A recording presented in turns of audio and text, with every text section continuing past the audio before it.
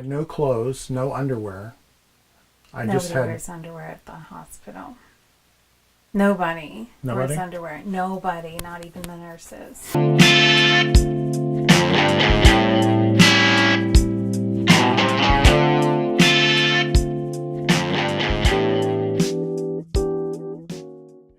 Hello, welcome to His Left. All right. We've been on a hiatus, not of choice, but more of necessity. So I started with getting my gallbladder and my appendix out for whatever reason. And then I was just getting over that. And what did you do? I had a myocardial infarction. So I got 2 stents in my heart, but I'm doing fine. It was a scary couple of days, though. I had a pain in my arm, my left arm.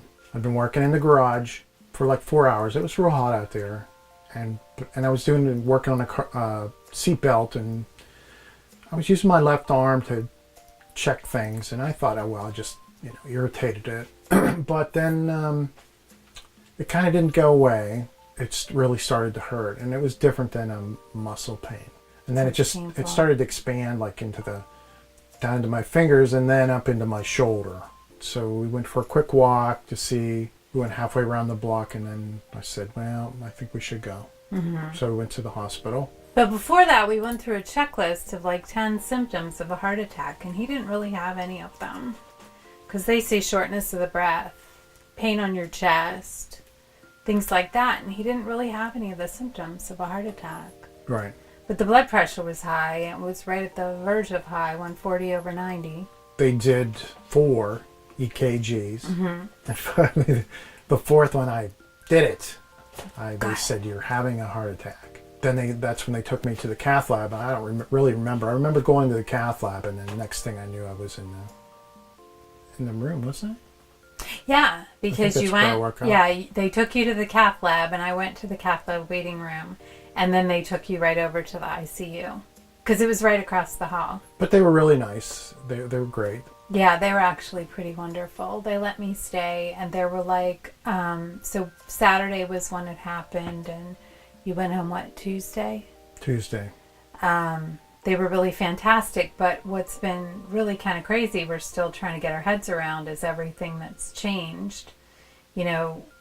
Things you don't think about before, like thinking about doing strenuous activity and thinking about what you eat, has been very different. The hard thing about this diet is that I try to eat very low sugar because I have a family history of diabetes, and now they say low sodium and low fat, and like food doesn't really taste that good without sodium or fat or sugar.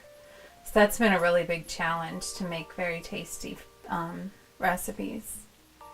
So if anybody has any ideas, and we'll be discovering some for ourselves about tasty, healthy snacks.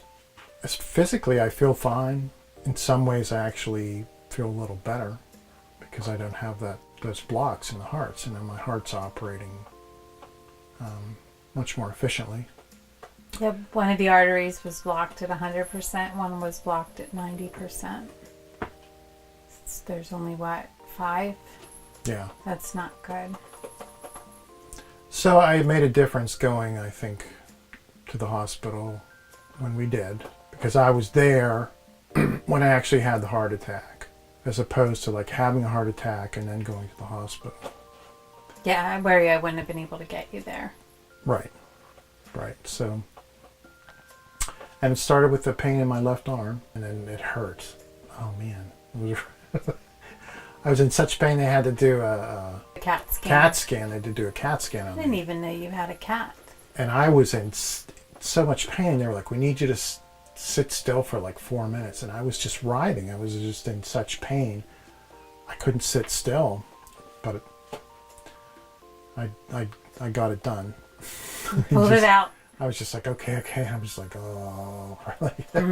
It lasted forever.